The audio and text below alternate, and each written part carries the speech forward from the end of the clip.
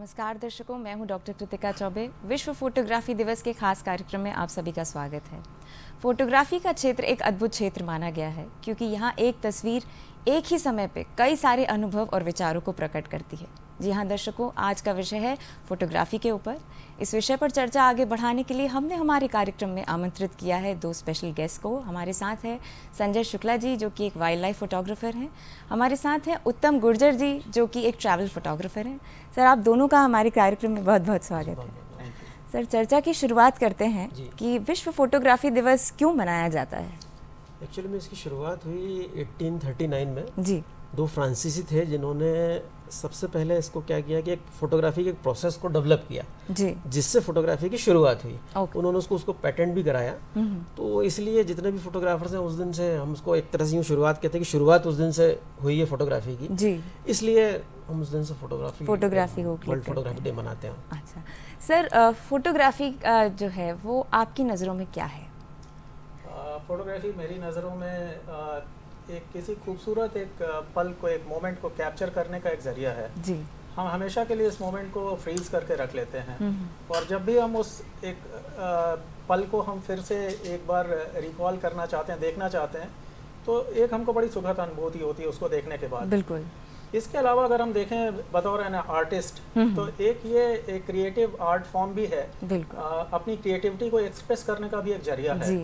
इसके अलावा इसकी हम साइंटिफिक वैल्यूज़ देखें तो बहुत सारी साइंटिफिक वैल्यूज़, मैं जैसे एक वाइल्ड लाइफ फोटोग्राफर हूँ तो डॉक्यूमेंट करना डिफरेंट एनिमल बिहेवियर्स को, डिफरेंट स्पीशीज़ को हमने खोजा भी है थ्रू फोटो डॉक्यूमेंटेशन, और बहुत सारे प्रोसेसेस मैनेजमेंट में ये हेल्प करता है। तो जहाँ एक तरह ये खूबसूरत एक पल को एक तरह से हम संजो कर रखते हैं, वहीं एक क्रिएटिव आर्ट एक्सप्रेशन का जरिया है और डॉक्यूमेंटेशन भी हम इसको। और इसके अलावा इसके बहुत सारे और भी पहलू हैं। हिस्टोरिकल अगर हम आर्ट कल्चर की बात करते हैं या फोटो जर्नलिज्म की बात करते हैं तो विभिन्न विधाओं के विभिन्न उसके हमारे लाइफ में एक काफ़ी उसका एक महत्वपूर्ण, अगर हम देखें तो काफ़ी भूमिका है। बिल्कुल। आपने सर किन किन बिंदुओं पर विशेष काम किया है, क्योंकि आप दोनों ही बहुत ही डिफरेंट डाइवर्सिफाई फील्ड से हैं? मुझे भी हर तरह की फ़ोटोग्राफी करने का शौक़ है, बट किंतु मेरी विशेष रुचि वाइल्ड लाइफ फोटोग्राफी में है जी। और मैंने इसीलिए विशेष करके जो हमारे खुद के अपने देश के, प्रदेश के जितने भी अच्छे वाइल्ड लाइफ डेस्टिनेशन हैं वहाँ मैंने ट्रैवल किया है और वहाँ वाइल्ड लाइफ कैप्चर किया। इसके अलावा भी जो भी इंटरनेशनल डेस्टिनेशन है वहाँ भी कोशिश करता हूँ ट्रैवल करके कि वहाँ पे भी जाके और डिफरेंट जो एनिमल्स हैं वो और उनके बिहेवियर, उनके हैबिटेट को मैं कैप्चर करूँ। सर उत्तम सर, आपने किन किन बिंदुओं पर विशेष काम किया है? सर, मैं बेसिकली ट्रैवलर हूँ तो मुझे घूमने का बहुत शौक़ है जी। तो मैं जहाँ भी जाता हूँ वहाँ का कुछ ना कुछ कैप्चर ज़रूर करता हूँ। तो धीरे धीरे एक फ़ोटोग्राफी बढ़ती चली गई, तो इसलिए मैं ट्रैवल फोटोग्राफी में मैंने विशेष काम किया। सबसे ज़्यादा जो काम है मेरा वो ट्रैवल फोटोग्राफी में। ओके जी। सर, आपने वाइल्ड लाइफ फोटोग्राफी को ही क्यों चुना? शुरू से अगर देखूं तो प्रकृति से काफ़ी लगाव रहा है, नेचर के काफ़ी क्लोज रहा। और दूसरी अपॉर्चुनिटी मिली कि मेरा जब चयन भारतीय वन सेवा में हुआ, फॉरेस्ट सर्विस में हूँ, तो नेचर के काफ़ी क्लोज काम करने का भी मौका मिला। और कुछ ऐसा सौभाग्य भी रहा कि मैं पेंच टाइगर रिजर्व के काफ़ी पास भी काम करने का मौका मिला। कुछ समय प्रभार में भी रहा, फिर कान्हा में भी मैं फील्ड डायरेक्टर रहा। तो ये जो ऐसे मौके थे और ये जो अनुभव था, और उसमें काफ़ी अपॉर्चुनिटीज़ फोटोग्राफी की काम के साथ मिली जी। इसके अलावा खुद की जो रुचि थी उसके कारण मैं जो भी डेस्टिनेशन है मैं व्यक्तिगत तौर पे उनको कवर करता हूँ और वहाँ जाने का प्रयास करता हूँ, और जो नई स्पीशीज़ हैं उनको मैं कोशिश करता हूँ कि ज़्यादा से ज़्यादा उनका मैं डॉक्यूमेंटेशन करूँ। सर, आपने ट्रैवल फोटोग्राफी की शुरुआत कैसे की या क्यों इसे चुना? एक्चुअली में क्या, मेरे फादर जो फोटोग्राफर थे वो तो शुरू से मैं कैमरा हमारे घर में रहा, और हमारी पूरी फैमिली जो है वो एक तरह की घुमक्कड़ फैमिली कह लीजिए उसको, कि हम लोग घूमते ही रहते हैं कोई ना कोई घर में से। तो बस हम जहाँ भी घूमने जाते थे वहाँ अपना फोटोग्राफ शूट करते थे। तो पहले तो हम शौकिया करते चले गए, बाद में क्या हुआ कि वो धीरे धीरे वो कमर्शियली यूज़ होने लगा, तो उसकी वजह से हम लोग फिर उसको कमर्शियली देने लगे फ़ोटोग्राफ, मतलब मैगज़ीन के लिए और इन सब मीडिया के लिए। सर, आप कुछ स्पेशलिटी कहीं जाते हैं, कहीं कोई क्षेत्र आप चुनते हैं जी, तो क्या उसके कल्चर या कुछ उसकी जो ट्रेडिशन है उस पर विशेष रूप से फोटोग्राफी करते हैं? हाँ, हम लोग जहाँ पर भी जाते हैं पहले उसका एक ध्यान रखते हैं, उसका एक पूरा एक थोड़ा सा होमवर्क कह लीजिए कि जो उसको हम करके जाते हैं कि जैसे हम किसी मेले का फोटोग्राफी करने जा रहे हैं तो किस तरह के ड्रेसेस पहन के लोग आएंगे, उनके उसके क्लोजअप लेना या वाइड शॉट लेना हमें, या फिर हम किसी नेचर फोटोग्राफी के लिए जा रहे हैं सपोज लैंडस्केप के लिए हिमालय में, तो किस टाइम पे हमें जाना है, ये भी एक इम्पॉर्टेंट पार्ट है उसमें कि सही सीज़न हो तब वो फोटोग्राफ का आपको लेने का मज़ा आएगा, अदरवाइज वो ड्राई सीज़न होगा तो वो क्वालिटी नहीं आएगी उस फोटोग्राफी में। सर फोटोग्राफी में सब्जेक्ट और स्टोरी टेलिंग का क्या महत्व है? बहुत ज़्यादा इम्पोर्टेंस है। अगर हम देखें कि अगर कोई इमेज आपने लिया है, कोई पिक्चर आपने कैप्चर किया है और अगर कोई उसके पीछे कोई स्टोरी नहीं है तो बड़ी अधूरी सी लगती है वो, क्योंकि केवल कोई एक इमेज अगर किसी का आपने पोर्ट्रेट कैप्चर किया है तो वो अपने में कोई स्टोरी नहीं कहती। अगर वो कोई इमेज जो आपने कैप्चर किया है और वो मोमेंट एक किसी पूरे ऐसे इवेंट को बताता है और जो उससे रिफ्लेक्ट हो तो वो अपने में काफ़ी इम्पॉर्टेंट होती है, क्योंकि केवल अगर हमने फेस कैप्चर किया और उसमें इमोशंस नहीं हैं और वो इमोशन किसी चीज़ को एक्सप्रेस नहीं कर रहे हैं तो वो फ़ोटो अपने आप में अधूरी रहती है। तो इसलिए हमेशा जब भी हम कोई इमेज कैप्चर करें हमें ये देखना चाहिए कि आई कॉन्टैक्ट्स हैं, इमोशंस हैं उसमें और उसके पीछे कोई ना कोई एक स्टोरी हो, तब वो एक अपने आप में कंप्लीट इमेज होती है। एक रैंडम फोटोग्राफी ना क्लिक करते हुए एक बिल्कुल सही कहा आपने, फोटोग्राफी जिसमें सब्जेक्ट और स्टोरी टेलिंग हो तो उसका महत्व रैंडम में भी अगर कई बार हम ऐसे क्लिक, जैसे हम कैंडिड फोटोग्राफी की भी बात करते हैं कि अगर किसी को ये पता ना हो आप फोटो कैप्चर कर रहे हैं और एक्सप्रेशंस जो नेचुरल कैप्चर होते हैं वो भी बहुत इंपॉर्टेंट हैं, तो नेचुरल वे में एक्सप्रेशन को कैप्चर करना। और अगर हम जैसे नेचर की फोटोग्राफी की या वाइल्ड लाइफ की बात करते हैं उसके पीछे क्या स्टोरी है वो ज़्यादा इम्पॉर्टेंट हो जाती है। सर मैं ये पूछना चाहूँगी कि आजकल फोटोग्राफी के क्षेत्र में बहुत सारे ऐप्स और सॉफ्टवेयर्स डेवलप हो गए हैं और जिसके थ्रू फ़ोटो एडिटिंग और फ़ोटोशॉप बहुत आसानी से की जाती है, मगर इसका दुष्परिणाम भी ये है कि फ़ोटो की ओरिजिनलिटी ख़त्म हो जाती है। तो उस बारे में आप क्या कहना चाहेंगे? उसके बारे में मेरा ये कहना है कि पहले जो फोटोग्राफी होती थी, जब ये सारे सॉफ्टवेयर वगैरह डिजिटल एडिटिंग वगैरह नहीं थी, तब क्या होता, टोटल क्रिएटिविटी थी, मतलब आपको जो भी खींचना है वो उसी समय आपकी कला को आपको उसमें डालना है। लेकिन आज की डेट में क्या हो रहा है, उसके जो डिजिटल एडिटिंग वगैरह ये सब शुरू हो गई है, इसकी वजह से एक प्रॉब्लम ये होगी कि हम पहले से ही सोच लेते हैं, फ़ोटो लेने टाइम ही ये सोच लेते हैं कि हमको फोटोशॉप में इसको ऐसा करना है। तो धीरे धीरे वो कला जो है हमारी वो कम होती जा रही है, बहुत कम होती जा रही है।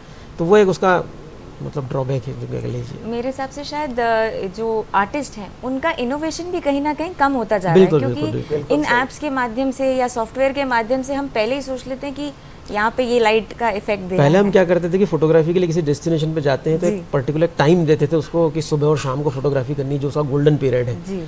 आज की डेट में हमको पता होता है कि हम दिन में भी फोटोग्राफी करेंगे तो उसको कुछ ना कुछ फोटोग्राफी और फोटोशॉप में कर ही लेंगे, तो इसलिए हम वो एक ही डे में सारा शूट करके और वापस आ गए। तो वो इस तरह के कई नुकसान भी उसके, इसके नुकसान भी, कई फायदे भी हैं सर कि जो बिगिनर्स हैं वो भी कहीं ना कहीं एप्स के थ्रू इनोवेशंस कर रहे हैं। अगर मैं बोलूँ तो इसको मैं दूसरे तरह से देखता हूँ। अगर हम इथिक्स की बात करते हैं और इसीलिए आप देखेंगे कि बहुत सारे जो फोटो कंपटीशन होते हैं उसमें इस तरह की फोटोग्राफ्स को अलाउ नहीं करते हैं। वहाँ आपकी जो क्रिएटिविटी है, जो इनहेरेंट क्रिएटिविटी है, वो वहाँ रिकॉग्नाइज की जाती है। तो जो ओरिजिनलिटी है जो इमेज की, हमको उसको बरकरार रखते हुए कैसे हमने क्रिएटिव फॉर्म में उसको इमेज को कैप्चर किया है। हमेशा इमेज को विजुअलाइज करना पहले से और उसको क्रिएट करना। क्लिक करने और क्रिएट करने का डिफरेंस यही होता है कि ये क्रिएटिविटी की हम बात कर रहे हैं आर्ट फॉर्म में, तो हमें इमेज को क्रिएट करना है जो विजुअलाइज किया हुआ है।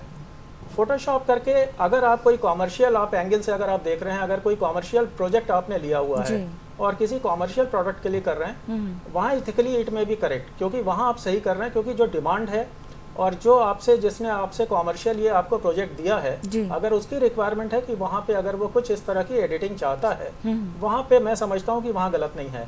लेकिन अगर एक आर्ट फॉर्म के रूप में आपने लिया है तो इमेज की जो ओरिजिनलिटी है वो हमको छेड़छाड़ नहीं करनी चाहिए। सर फोटोग्राफी का क्या भविष्य है, क्योंकि आजकल फोटोग्राफी सोशल मीडिया के माध्यम से, फेसबुक है, इंस्टाग्राम है, तो मतलब फोटोग्राफी ही एक रिफ्लेक्ट कर रहा है एक इंडिविजुअल की पर्सनैलिटी को। पहले तो एक माउथ टू माउथ हम किसी के बारे में जानते थे, मगर आज सबसे पहले हम सोशल मीडिया पे उसकी फ़ोटो देखते हैं, उसके बाद हम उसके बारे में कुछ जानते हैं। तो फोटोग्राफी का क्या भविष्य है सर? फोटोग्राफी को अगर हम देखें तो अब ये सभी के रीच में आ गया है। ये अगर हम फोटोग्राफी के डिफरेंट अगर गैजेट्स की बात करते हैं तो जो सबसे इजी और जो अफोर्डेबल है वो है हमारा स्मार्टफोन। स्मार्टफोन में भी अगर हम देखें तो उसमें जो आजकल जो इमेजेस हम कैप्चर करते हैं वो भी हाई रेजोल्यूशन में रहती हैं जी, बट मोस्टली वो वाइड एंगल में रहती हैं। लेकिन अगर हम एक प्रोफेशनल फोटोग्राफी की बात करें तब फिर वहाँ पे आपको एक अच्छे हाई एंड कैमरे की ज़रूरत पड़ती है। एज अ बिगनर आप स्मार्टफोन से भी कर सकते हैं, और किस तरह की फ़ोटोग्राफी आप कर रहे हैं, स्पेशली अगर आप वाइल्ड लाइफ में कर रहे हैं और अगर आपको क्लोजअप चाहिए तो मोबाइल वहाँ पे हमारे काम नहीं आते हैं स्मार्टफोन। जी, आजकल अगर हम देखें तो जो ट्रेंड है फोटोग्राफी का, तो काफ़ी ज़्यादा उसको हमने कैप्चर किया और तुरंत सोशल मीडिया पे शेयर किया। तो हमें ये भी देखने की ज़रूरत है कि हम क्वालिटी एक कंटेंट हम दूसरे जो अच्छे जो फोटोग्राफर्स हैं उनको हम फॉलो करते हुए और अच्छे वर्क को हम शेयर करें, और कोशिश हम करें कि एक हमारी ओरिजिनलिटी हो और एक हमारी खुद की क्रिएटिविटी हो। तो काफ़ी लोग, और इसीलिए आजकल आप देखेंगे कि स्मार्टफोन और मोबाइल के क्लिक किए हुए इमेजेस के लिए भी फोटो कॉम्पिटिशन्स होने लगे हैं, क्योंकि वहाँ पे भी आप काफ़ी क्रिएटिविटी आपकी रिफ्लेक्ट होती है। तो अगर किसी का प्रोफाइल हम देखते हैं सोशल मीडिया पे तो आप एक अंदाज़ा लगा सकते हैं कि उसके खुद के में कितनी क्रिएटिविटी है और क्या टैलेंट है और एक क्या विज़न है उसका फ़ोटो को लेने के लिए। जी हाँ सर, जैसे आपने कहा वाइल्ड लाइफ फोटोग्राफी के बारे में, तो वाइल्ड लाइफ फोटोग्राफी पे ही नहीं पर फोटोग्राफी के बहुत सारे संसाधन हैं, जैसे लेंसेज हैं, कैमराज हैं, डीएसएलआर कैमराज हैं, लाइट्स हैं, ये सारी काफ़ी एक्सपेंसिव आती हैं। तो जो बिगिनर्स हैं, जो युवा जो स्टार्ट करना चाहते हैं, कई बार नहीं हो सकता कि वो अफोर्ड कर पाएँ एक ही बार में सारी संसाधनों को, तो उनके लिए आप क्या कहना चाहेंगे सर? क्योंकि स्पेशली वाइल्ड लाइफ फोटोग्राफी में तो ये बहुत सारे चीज़ों की ज़रूरत पड़ती है, एसेंशियल है ये सब। बिल्कुल सही कहा आपने। ये कोई ज़रूरी नहीं, क्योंकि नॉर्मली हम जब वाइल्ड लाइफ फोटोग्राफी की बात करते हैं तो जो बड़े बड़े लेंसेज होते हैं, बाजूकाज होते हैं, लगता है कि बिना उसके वाइल्ड लाइफ फोटोग्राफी नहीं हो सकती। मैं कुछ का एग्जांपल, जैसे मैं बहुत रिस्पेक्ट करता हूँ, जैसे एक सुमन राजू हैं, वो वाइल्ड लाइफ को उसके हैबिटेट में कैप्चर करते हैं और हमेशा वाइड एंगल लेते हैं। कोई ज़रूरी नहीं है कि आप बड़े लेंसेज ही आपको पोर्ट्रेट केवल कैप्चर करना हो, आप हैबिटेट भी कैप्चर कर सकते हैं, वाइल्ड लाइफ कंजर्वेशन की स्टोरीज कैप्चर कर सकते हैं। तो बड़े लेंसेज होना ज़रूरी नहीं। इसके अलावा आप इनोवेट कर सकते हैं, आप डिफरेंट जो आप स्लो शटर में आप एनिमल्स के मूवमेंट को कैप्चर करते हुए, इसके अलावा आजकल स्प्लिट लेवल फोटोग्राफी हो रही है जिसमें आधा पानी के नीचे आधा लैंड के ऊपर का दो डिफरेंट वर्ड एक सिंगल इमेज में दिखा रहे हैं। इसके लिए हमें किसी बड़े कैमरे की ज़रूरत नहीं है, खुद हम चीज़ों को इनोवेट करके इसमें हम कर सकते हैं। तो ज़रूरत ये है कि खुद के क्रिएटिविटी की, ना कि उतना इम्पोर्टेंट हमारा गैजेट होता है। ठीक है, एक सर्टेन लेवल अचीव करने के बाद आपको और बेहतर करने के लिए फिर लगता है कि वहाँ इक्विपमेंट का भी एक रोल है, लेकिन शुरू करने के लिए आपके में खुद के में क्रिएटिविटी होनी चाहिए। मैं हमारे युवाओं को ये मैसेज ज़रूर पहुंचाना चाहूँगी कि बहुत अच्छा मैसेज दिया हमारे एक्सपर्ट ने कि यदि आप फोटोग्राफी स्टार्ट करना चाहते हैं तो ज़रूरी नहीं है कि आपके पास हाईटेक कैमराज हों या लेंसेज हों। एक आप छोटे कैमरा से या मोबाइल फ़ोन के कैमरा से भी अपना टैलेंट अपना स्टार्ट कर सकते हैं। सर, फोटोग्राफी के कौन से सब्जेक्ट्स होते हैं जिन पे आजकल बहुत ज़्यादा वर्क किया जा रहा है और जिस पे सबसे ज़्यादा स्कोप है और इनोवेशंस के बहुत ज़्यादा चांसेस हैं? ये फोटोग्राफी के कई सारे फील्ड है, जैसे फैशन फोटोग्राफी हो गई, सबसे पहले तो वेडिंग कह लें अपन जी, वेडिंग का सबसे ज़्यादा काम है, बहुत ज़्यादा पॉपुलर जी बहुत ज़्यादा। और वेडिंग के बाद फिर हम फैशन फोटोग्राफी हो गई, आर्किटेक्चरल फोटोग्राफी हो गई, स्टिल फोटोग्राफी हो गई, नेचर फोटोग्राफी हो गई, वाइल्ड लाइफ हो गई, जैसे ट्रैवल फोटोग्राफी हो गई। ये सब बहुत सारी फील्ड है जिनमें आप अपना एक टैलेंट दिखा सकते हैं। और वो डिपेंड करता है कि आपको मतलब आपकी रुचि किस में ज़्यादा है, किस सब्जेक्ट में, तो उसमें आप अपना आगे काम कर सकते हैं। थोड़ा सा एजुकेशन ले सकते हैं उसका कहीं से, आजकल बहुत सारे इंस्टीट्यूट हैं उसके, प्राइवेट भी हैं, तो उनको लेके और आप आगे बढ़ सकते हैं उसमें। सर, कोई स्कोप है किसी पर्टिकुलर फील्ड में आपके अनुसार, या फिर कि इस फील्ड में इनोवेशंस और किसी एक फील्ड को हम ऐसा नहीं कह सकते, क्योंकि हर फील्ड में अपना एक स्कोप है जी, लेकिन आपको सही स्थान पर रहना और सही स्थान पर आपकी चीज़, आपके फोटोग्राफ को पहुंचाना ज़रूरी है। आपको ऐसा नहीं है कि आप सिर्फ एक छोटे शहर में रह रहे हैं, अब आपको फैशन फोटोग्राफी करनी है, फैशन के लिए आपको किसी बड़े शहर में जाना ज़रूरी है, क्योंकि यहाँ उतना काम नहीं है उसका। ये प्रॉब्लम। सर, ट्रैवल फोटोग्राफी में कितना स्कोप है या किस तरह युवा उसको अपना रोजगार बना सकते हैं? देखिए, आजकल ट्रैवल फोटोग्राफी एक बहुत बड़ा एक जुनून हो गया है, क्योंकि आपने जितना भी सोशल नेटवर्क पे देखा होगा कि हर फोटो ट्रैवलर एक घूम रहा है और अपने फोटोग्राफ खींच रहा है, लेकिन वो कमर्शियली कितना यूज़ कर पा रहा है ये तो उसका डिपेंड उस पर करता है। लेकिन वो चाहे तो कर सकता है इसको, क्योंकि बहुत सारे मीडिया है, प्रिंट मैगजीन है, इस तरह के उनको अपना दे सकता है वो, तो उसमें अपना कैरियर बना सकता है वो, ऐसा कोई प्रॉब्लम नहीं है उसमें। सर, फोटोग्राफी की जो ट्रेनिंग होती है बिगिनर्स के लिए, क्या आप उसके बारे में थोड़ा कुछ बता सकते हैं कि? बिल्कुल सही है सबसे पहले तो मैं ये बोलूँगा कि जो बिगिनर्स हैं, जो फोटोग्राफर्स हैं, वो अपने आसपास के सबसे पहले वो शहर में देखें कि उनके यहाँ कौन से अच्छे फोटोग्राफर्स हैं जी। और मुझे लगता है कि अब सभी शहरों में आजकल फोटोग्राफी क्लब्स हैं और शुरू करने के लिए फ़ोटो वॉक पे ज्वाइन करना, जो सीनियर्स हैं, जो एक्सपीरियंस फोटोग्राफर्स हैं, वो सबसे ज़रूरी है, क्योंकि आप डिफरेंट एक वैसी अपॉर्चुनिटी रहती है जब आप बिना कोई कैमरा या बिना कोई एक महंगा लेंस खरीदे हुए आप सबसे पहले एक बार हैंड्स ऑन आप उसको करना चाहते हैं एक्सपीरियंस, तो जब आप फ़ोटो वॉक पे जाते हैं तो आप वो चीज़ें फिर उसके बाद जो डिफरेंट बेसिक्स होते हैं जो फोटोग्राफी के जी। वो आप साथ में सीखते हैं। इसके अलावा अगर हम देखें तो हमारे बहुत सारे फोटोग्राफी के इंस्टीट्यूट्स हैं, अगर आपको उसी में करियर एज प्रोफेशन आपको उसमें जाना है तो फोटोग्राफी के इंस्टीट्यूट्स हैं। इसके अलावा ऑनलाइन कोर्सेज भी अवेलेबल हैं, लेकिन सबसे ये ज़रूरी है कि खुद का उसमें एक इंटरेस्ट और एक पैशन होना चाहिए जी। और आप लोकल लेवल पे भी जो अच्छे फोटोग्राफर्स हैं आप उनको एकम्पनी करें, उनके साथ जाएं, हैंड्स ऑन आप करें, फील्ड में आप खुद इमेजेस क्लिक करें, जितना ज़्यादा आप क्लिक करेंगे वो एक्सपीरियंस आपको मिलता है। अच्छे फोटोग्राफर्स के वर्क देखें, उनको फॉलो करें।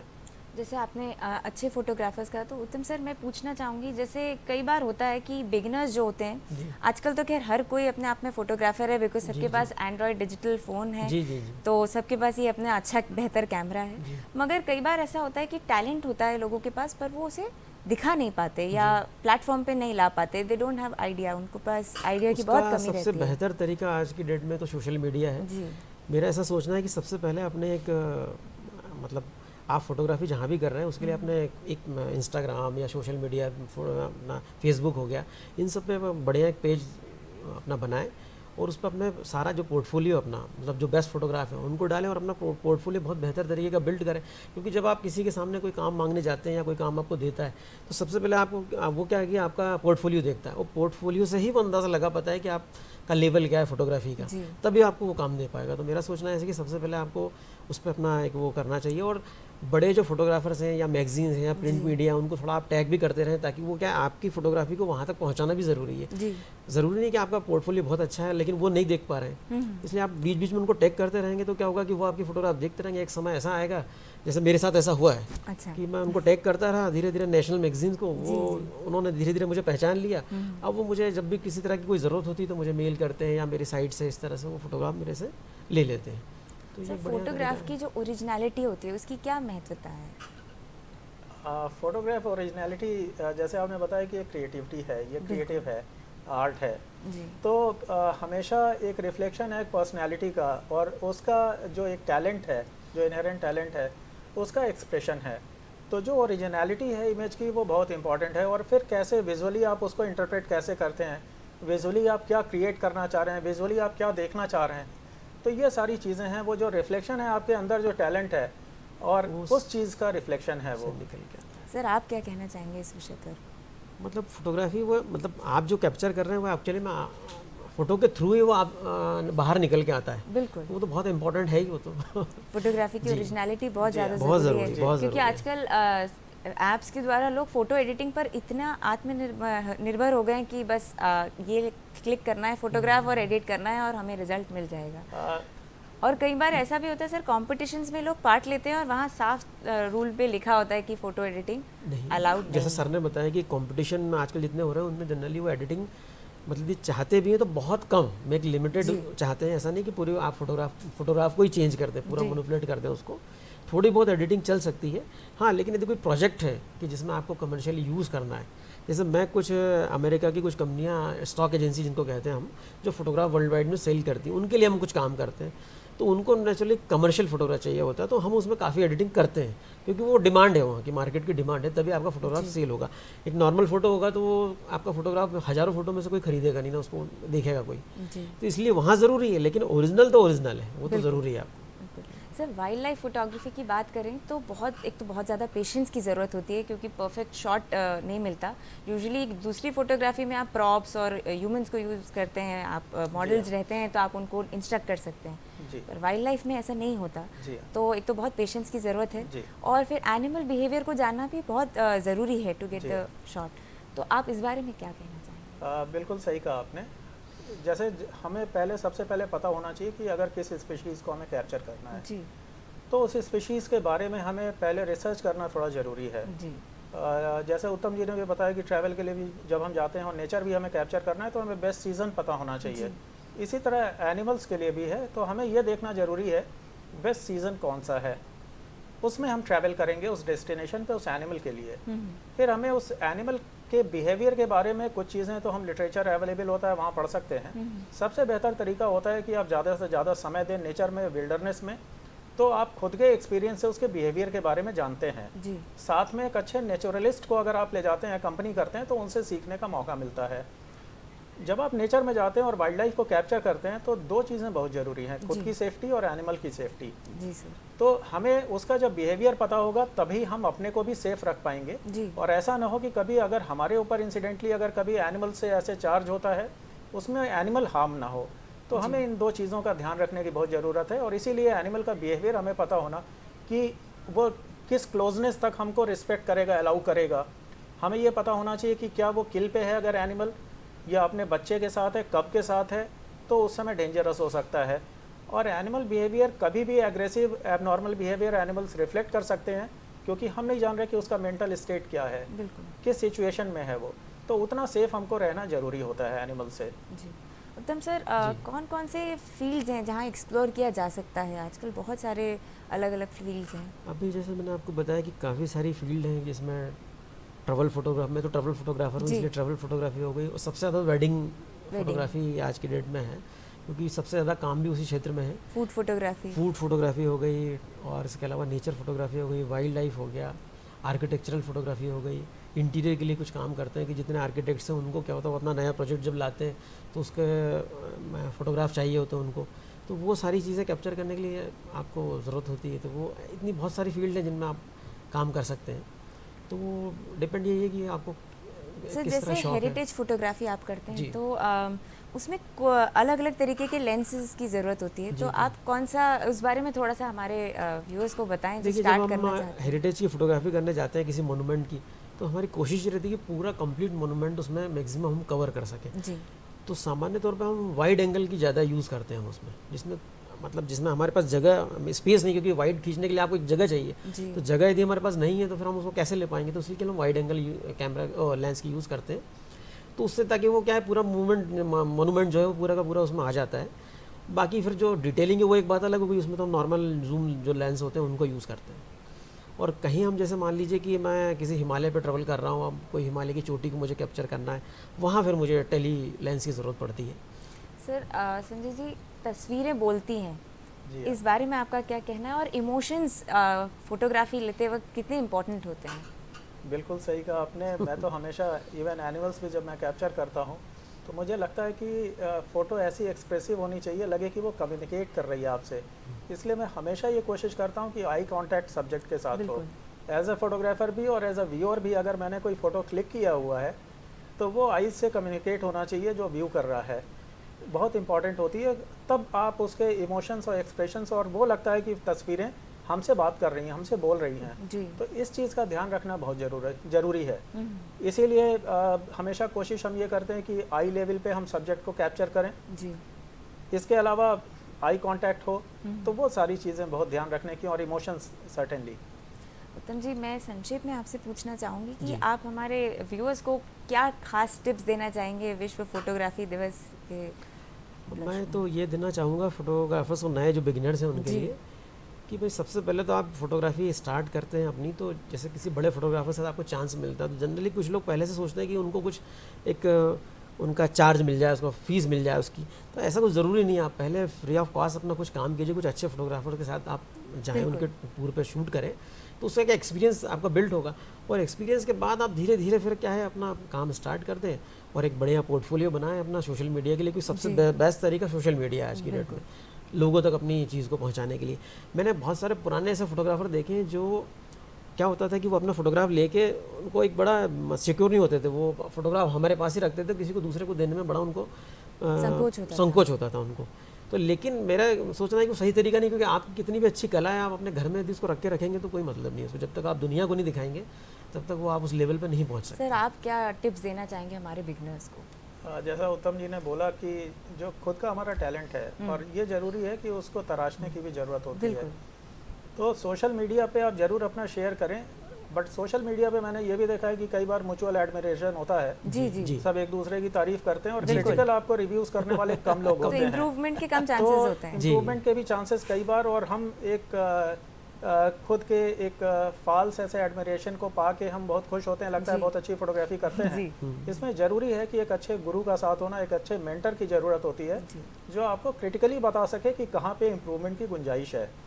और इम्प्रूवमेंट आपके में कोई भी अगर हम देखें तो लर्निंग का प्रोसेस अंत तक चलता रहता है, तो बेहतर ये होगा कि आप एक अच्छे क्रिटिकल रिव्यूज़ एक मेंटर से लें और इम्प्रूवमेंट करने की कोशिश करें। और कोई शॉर्टकट नहीं होता है, और ये फोटोशॉप या जो टूल्स हैं प्रोसेसिंग के, ये इन्हेंस करने के लिए ठीक हैं, लेकिन इमेज को पूरी तरह बदल के आप ये चाहें तो वो चीज़ कभी भी अच्छी नहीं है, अप्रिशिएट नहीं की जाती है। ऑनेस्टली हम करें, डेडिकेशन, पैशन होना चाहिए, और किसी भी फील्ड में हम देखें कोई शॉर्टकट नहीं है, और कमिटमेंट और पैशन के बिना किसी भी फील्ड में आप सक्सेसफुल नहीं हो सकते। प्रोफेशनली अगर फोटोग्राफी में भी आपको काम करना है, बहुत मेहनत करने की ज़रूरत होगी और बहुत अच्छे से काम करने की ज़रूरत होगी। एक्चुअली में एक्सपीरियंस का कोई शॉर्टकट नहीं है जी, बिल्कुल। एक्सपीरियंस जो आपको बड़े फोटोग्राफर्स हैं उनको फॉलो करके उनको चीज़ देखने को, और आपको भी समझना पड़ेगा कि आप में क्या कमियां हैं जो जिनको आप धीरे धीरे अपडेट करते जा रहे हैं, तभी आपको वो क्वालिटी मिलेगी। मैं उम्मीद करती हूँ कि हमारे बिगिनर्स, युवा जो हमारा ये कार्यक्रम देख रहे होंगे, उन्हें आज की हमारी टिप्स से काफ़ी ज़्यादा फ़ायदा मिलेगा। बहुत बहुत धन्यवाद आपका हमारे इस कार्यक्रम में आकर और चर्चा का भाग बन के। दर्शकों, मिलते हैं कार्यक्रम के अगले अंक में, तब तक के लिए मुझे दीजिए इजाज़त। नमस्कार।